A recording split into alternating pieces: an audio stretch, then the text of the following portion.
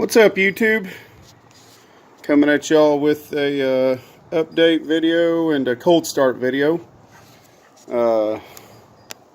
What it is it's Saturday, January 2019, down here in the Houston area, and rained all night last night, and the weather, or I'm sorry, the temperature, according to my weather app on my phone, is 52 degrees today.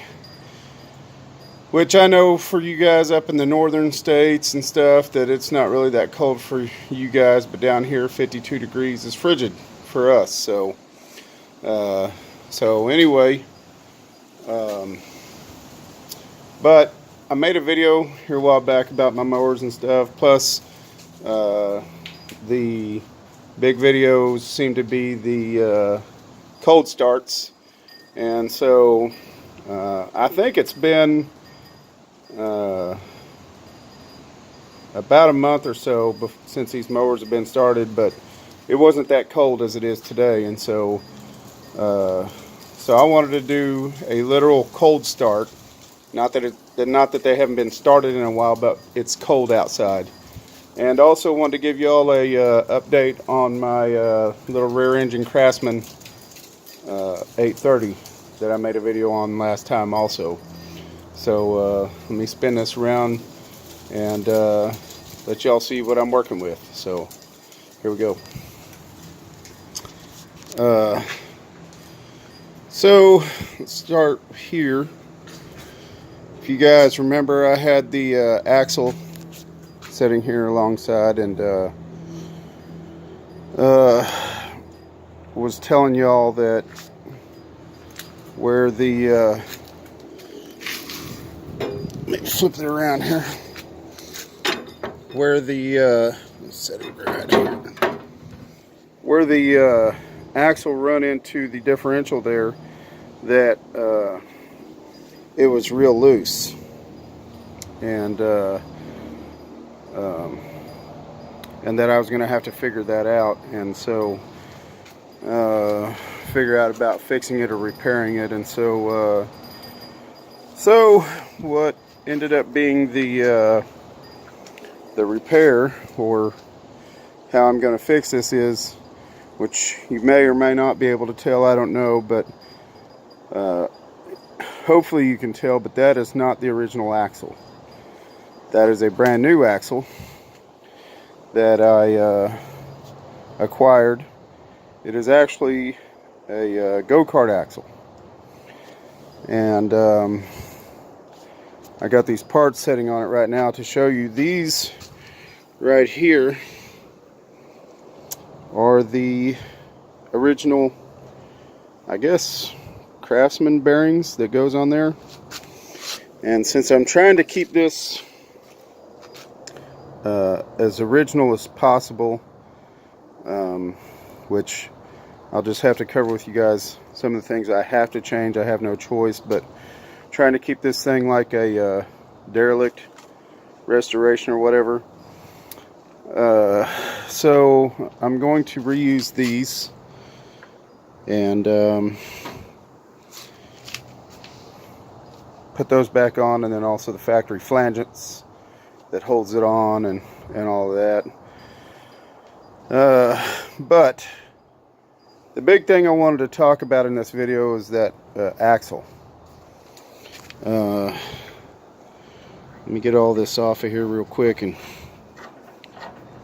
just show you guys.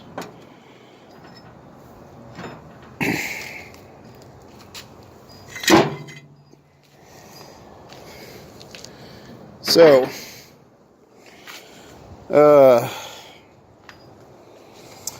you guys watch on YouTube, and I know I watch a lot on YouTube of these go-kart builders and go-kart guys that, you know, all these, I think it's Rather Be Welding is one, Cars and Cameras is another, Redbeard's Garage is another, there's another guy, Macro Machines, I think, a YouTube channel.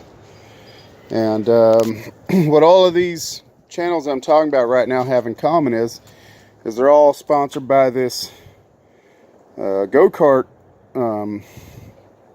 part supplier, I guess. I think they even sell entire go-karts and mini bikes, but they also specialize in parts and what have you. And so that was my first go-to when I was looking to do something like this, run a live axle, solid axle on the back of this.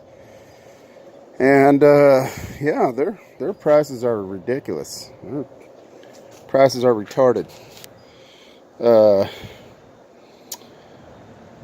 I ended up saving $10 on this axle right here by going to a place called BMI Carts. And here in a minute I'll show you all the shipping label so you'll know that I'm not making this up. And no, I'm not sponsored by them. I did pay for that axle, and paid full price and shipping for that axle. And so so this is not a sponsored video or nothing like that. They didn't send me that so I'd make a good video or good content for BMI Carts. Nothing like that. I'm just a you know, small engine tinker or mechanic, whatever you want to call me. I'm not professional though, but just out here tinkering around, making things work and putting things together or whatever. And ran into this issue with this rear end and needed a solution. And like I said, I watched YouTube, which I think probably a lot of guys do, especially guys like me in my position, and watch these videos like, oh, I'm gonna go check out Go Power Sports, because that's the big thing. So go check out Go Power Sports, and yeah, that's ridiculous for their axles. Not to mention that what it is also I ran up against, because this mower from factory came with a 3/4 inch diameter axle. And if anybody knows that, everybody has pretty much in the go-kart world and such has gone to 1 inch. So 3/4 inch is kind of like the unicorn of that industry. And so so that also drove the price up higher, because, which makes no sense to me. It's less material, it's smaller, 3/4 inch compared to 1 inch. It should be cheaper, but no, because there's less of a demand, which again makes no sense to me. Then they're asking for more for that. And so so anyway, BMI Carts, I got it for $10 cheaper, shipping and everything $10 cheaper than Go Power Sports. And now, to make this story even a little bit more interesting, because I am here in the Houston area, and you know, first of all, Go Power Sports is in Texas, but you know, here in Houston we also have go-kart people as well, and go-kart parts suppliers and stuff. And I contacted a gentleman. It was the same gentleman that my father-in-law had bought my son a go-kart from this gentleman for my son. I contacted him, and for a 3/4 inch 3/4 inch live axle, and he actually wanted double. And that, to me, was amazing to me, because I mean, it's local. I don't have to pay shipping, none of that. Just drive over and pick it up, and with no shipping, just the axle itself, he's going to charge double. So BMI Carts, guys, and again, I'll show y'all the shipping label here in a minute, just so y'all know. But so to explain to y'all though, what I ran into, what I found was the problem with, when I showed y'all how the rear end was kind of going like that, which if you watch that last video on this mower, you'll see that. What it was this was setting like this. It was setting, let's see if I can show y'all here. Get a good shot. I'm setting like that with the axle running through. And actually what happens, this is a differential. And so it has these gears in there. And the axle shaft itself is 2 pieces. And right on the inside of the differential where the axle shafts come in, on each end of those shafts, there's a gear like this and like this on each side, with this one spinning in the middle. So what that does is, to whichever wheel has the least amount of resistance, that's the one that's driving it. And because there was the sprocket is on this side, which means less mass, less weight, this one was primarily the drive wheel, and this one was the one that just kind of spun. Now because of that,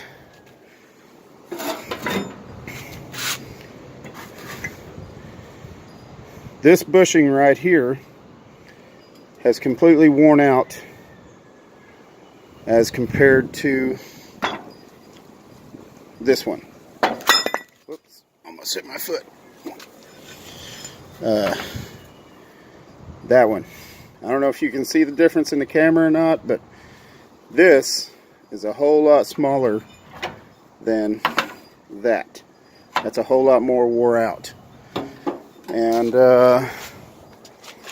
it's just a bushing. There's no bearings in there or nothing. And so I was trying to figure out what the best way is, and also again trying to stick to original. And so I mean, I could have bought the whole axle, which I've bought, but I also could have bought a flange and all of that, and maybe even reuse that sprocket on a different flange. But I'm trying to accomplish the original look. And so which y'all saw, this was slid on that axle. So what I'm going to try to do is to get some holes drilled in here with some set screws, and I may have to sleeve that side. I don't know yet, so that way the sprocket will set it straight. But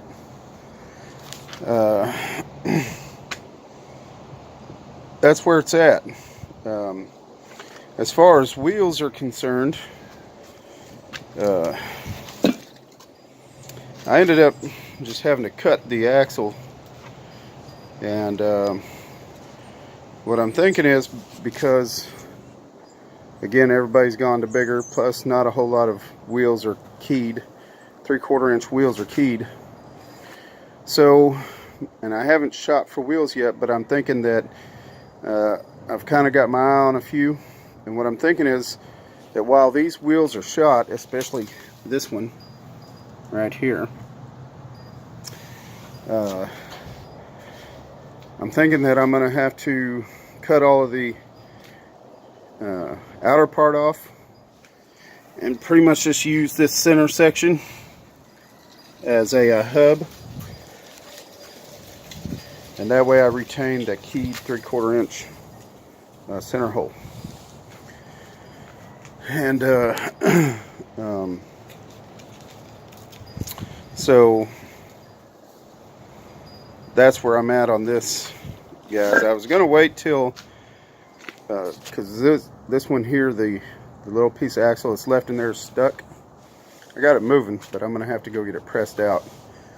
And I was actually gonna wait till I got it pressed out and kind of got it all slid together to show you guys, which I did start out with showing you all the differential on there and this little bearing on here and stuff. And so yeah, I'm slowly making progress. The big part of the story, like I said though, guys, was the place I got that, and because it was just ridiculous. I mean, even like I said, that local guy, you would think that locally would be the best, but no, he was double the price. So let me pause this and I'll show you all the shipping label real quick before I do my cold start. So here we go. Okay guys, don't know if the camera will focus. BMI parts right there. You can see the, well, packing slip. I said shipping label, but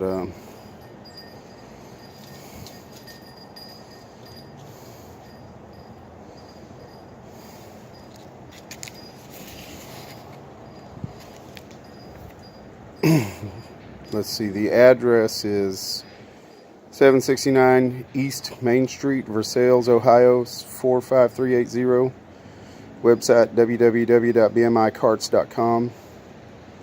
Phone number is 937-526-9544. Of course, I found them on the internet, so if you guys Google it, I'm sure you'll find it. So, so anyway, just wanted to share that with y'all, and like I said, give y'all an up-to-date on where I'm at on this.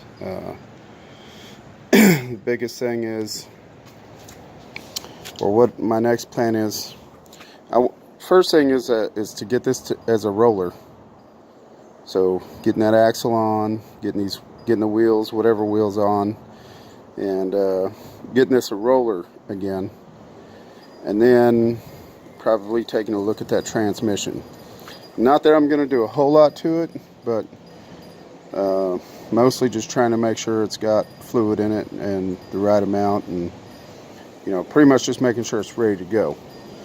So other than that, there's not really a whole lot as far as what's left here, except for maybe changing out that seat pan, and then the engine will be next, which I've got it buried right now, so I can't show you all the engine. But and I don't know if I explained this to you guys, but the plan is I've got a push start, or I'm sorry, not a push start, a push mower engine, 6 horsepower Briggs & Stratton I'm going to put on here. So so anyway guys, that's the update on this.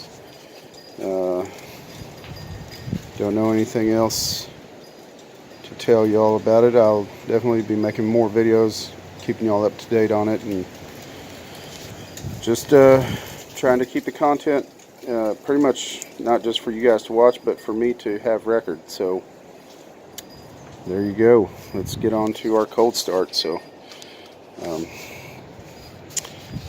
I think in the last video on these mowers I was talking about this oil leak in the front valve covers, which I think you can see the red RTV seal. So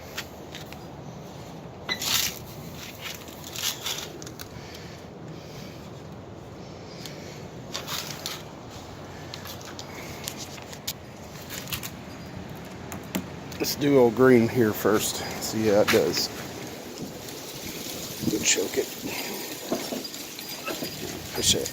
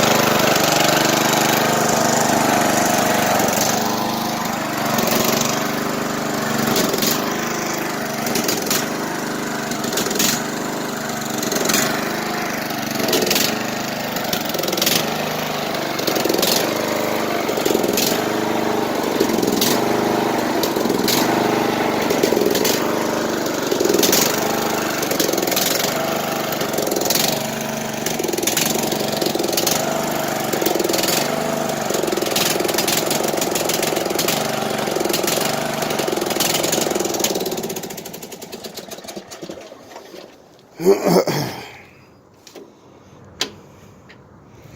there you go, guys.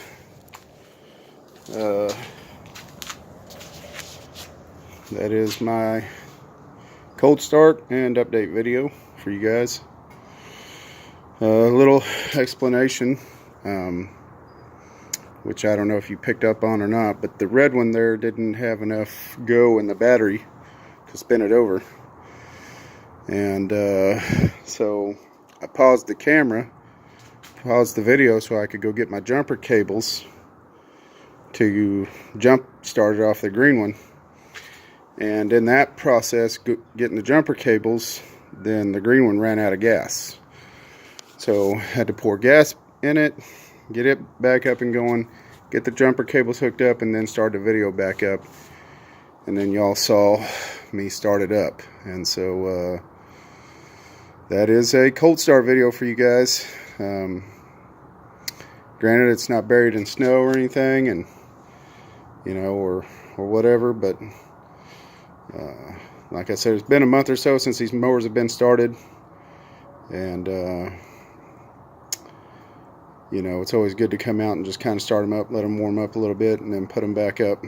But also the big thing, which I talk about in a lot of my mower videos, but y'all saw in this one, the fuel shutoff valves. Yeah, those are a big plus. So as you guys saw, that's how I shut them off. I don't kill them with the key or the kill switch or nothing like that. I always shut my mowers off with the shutoff valves. Never had any issues. Didn't have any issues this year. So anyway, guys, hope you guys enjoyed the video, and like, subscribe, leave some comments down below, and we'll catch you on the next one. God bless and take care.